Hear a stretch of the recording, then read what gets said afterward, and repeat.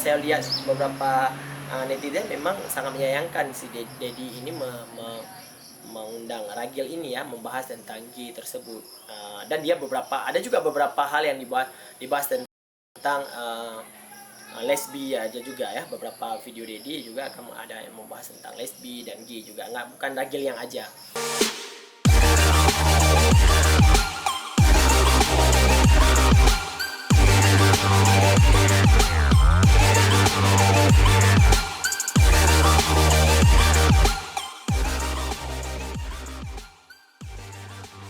Halo, assalamualaikum. Ketemu lagi dengan kita di sini di channel Sahas Inisiatif. Hari ini mau ngobrolin isu terbaru nih setelah Lebaran, Bang Dedi ya. Bang Dedi boleh sharing sama kita nih, ada isu apa dalam seminggu terakhir? Ya, mungkin habis Lebaran ini banyak hal-hal yang memang di luar dugaan kita ya.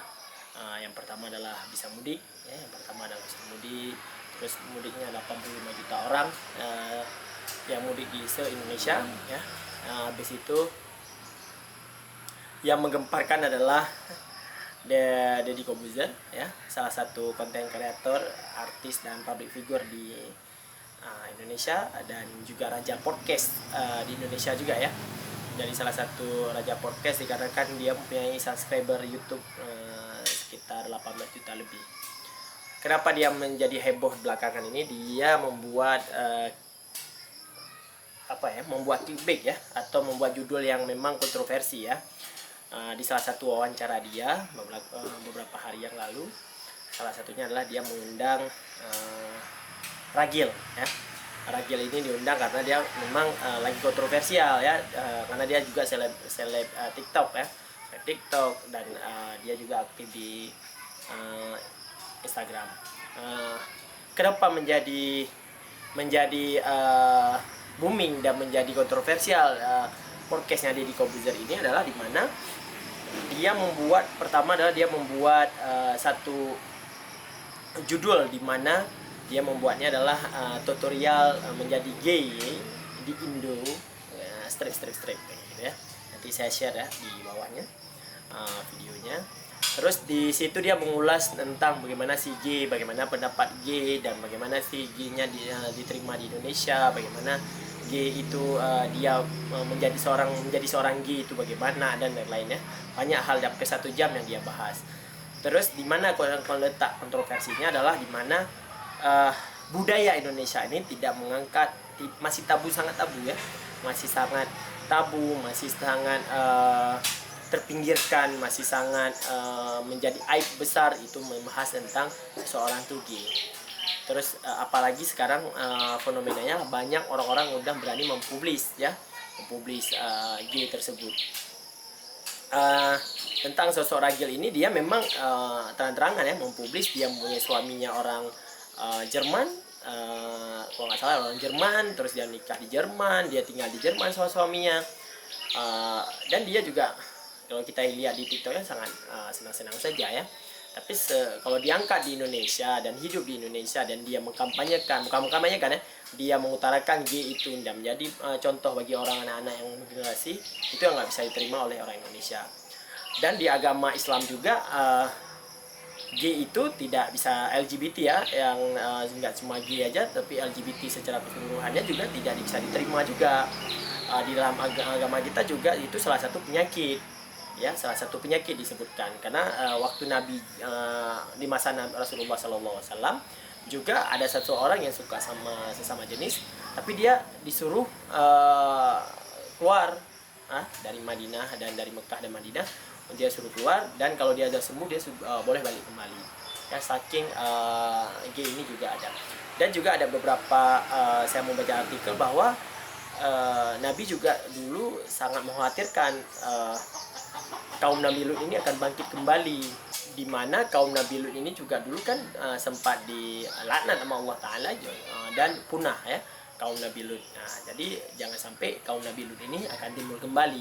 Itu yang juga beberapa hadis mengatakan bahwa Rasulullah juga sangat mengkhawatirkan. Terus tentang Ragil ini sebenarnya dia pulang ke Indonesia Lebaran, dia mau balik ke sana, ya biasa ya, menangkap cuan di ragil ya diundang sama Deddy. Deddy kan selalu begitu ya. Deddy Corbuzier ini selalu mengundang yang kontroversial yang diundang sama dia, jadi happening, jadi banyak ya, dia dapat cuan yang besar. Nah, begitu. Tiba-tiba dia diundang terus dengan slogan atau clickbaitnya yang sangat menohok bagi budaya Indonesia dan juga agama Islam. Dan di situ juga dia menjelaskan bagaimana cara menerima gay, cara menerima LGBT dan lain-lainnya. Sehingga beberapa artikel yang saya baca dan video yang saya lihat juga pemerintah juga belum sampai saat ini tidak mengakui LGBT itu, biarpun ada beberapa orang yang memang LGBT ya gitu kan, beberapa orang yang memang udah terang-terangan mengatakan LGBT. Pemerintah tidak seperti statementnya Mahfud MD juga di Indonesia Royal Club juga mengatakan kita tidak membenci orangnya tapi membenci perilaku seksualnya, karena itu dilaknat atau dimusuhin sama agama Islam dan yang mayoritas di Indonesia. Terus si Ragil ini juga dia memang salah satu ikon gay yang di TikTok yang terang-terangan dia mengkampanyekan bahwa hidup sama sesama jenis itu adalah sayang sama sayang dan lain-lain. Begitulah dinamika di Indonesia ini ya belakangan ini. Kalau kita lihat Bang Deddy, ini kan semacam bentuk penolakan budaya ya, apa istilahnya ya, culture denial atau apa, karena memang di Indonesia ini hal yang memang tidak lazim dan ya wajar saja karena secara agama pun dilarang gitu.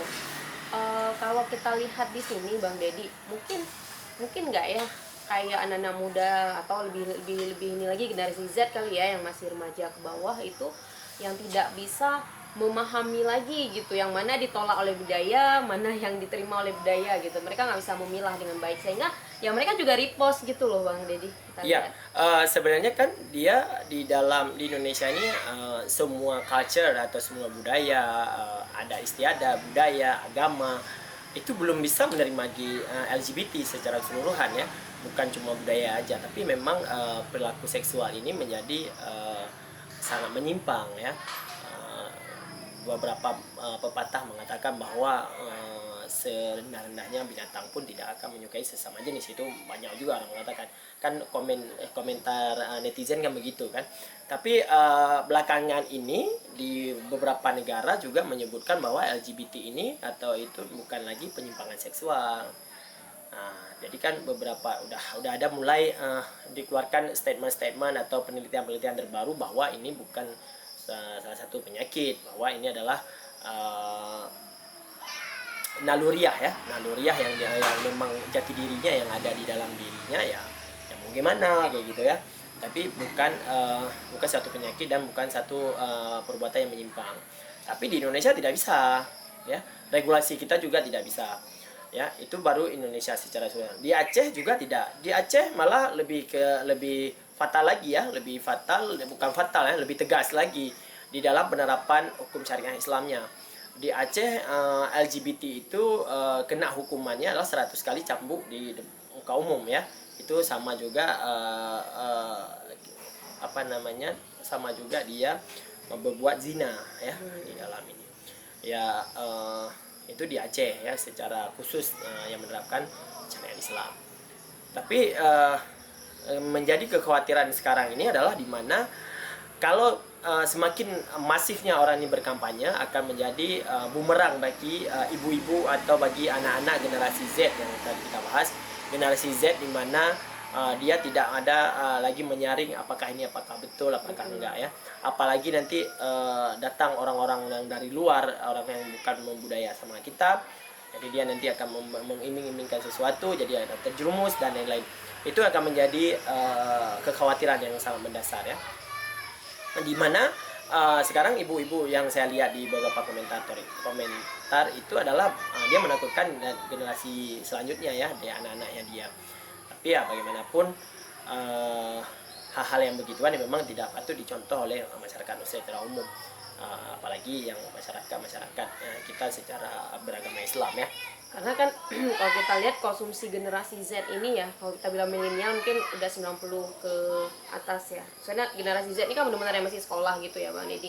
Ini kan mayoritas mereka itu konsumsinya di sosial media gitu. Ya. 80% hidup mereka mungkin di sosial media. Jadi ketika memang tidak terpilah lagi mana yang benar mana yang salah ya, mereka juga tidak mampu melakukan itu Ya. gitu. Yang disayangkan memberi panggung ya, memberi panggung yang lebih besar pada orang tersebut, karena dia sekarang media sosial yang sangat gencar ini dan banyak platform-platform media sosial ya harus mendapatkan pemantauan dan edukasi yang betul daripada semua pihak ya, nggak orang tua di rumah, di sekolah ada guru, di kampus ada dosen, di lingkungan kampung yang ada perangkat desa, ada ulama dan ada ustadz dan ustazah kayak gitu ya, dan ada juga yang lain-lainnya. Jadi kita di sini menjadikan generasi Z ini generasi penciplak nanti jadinya ya, melihat tiru modif dan contoh kayak gitu biasanya dan lakukan, itu yang ditakutkan. Tapi kita sebenarnya semua orang, saya lihat beberapa netizen memang sangat menyayangkan si Dedi ini mengundang Ragil ini ya, membahas tentang G tersebut, dan dia ada juga beberapa hal yang dibahas tentang lesbi aja juga ya. Beberapa video Dedi juga akan ada yang membahas tentang lesbi dan gay juga, bukan Ragil yang aja. Tapi ya kedepannya ya semoga lah si Dedi membahasnya lah yang lebih edukasi ya. Dari dulu memang dia teredukasi, video dia memang teredukasi dengan pemahaman baru. Tapi yang belakangan ini ya begitu ya, kita nggak tahu. Kalau kita lihat Bang Deddy bisa jadi nggak sih ditinggal Deddy Komuzer nih YouTube-nya?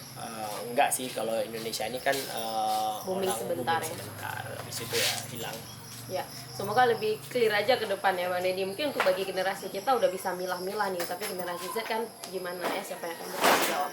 Baik, itu saja teman-teman. Terima kasih sudah menonton. Sampai jumpa di kesempatan yang lain. Assalamualaikum.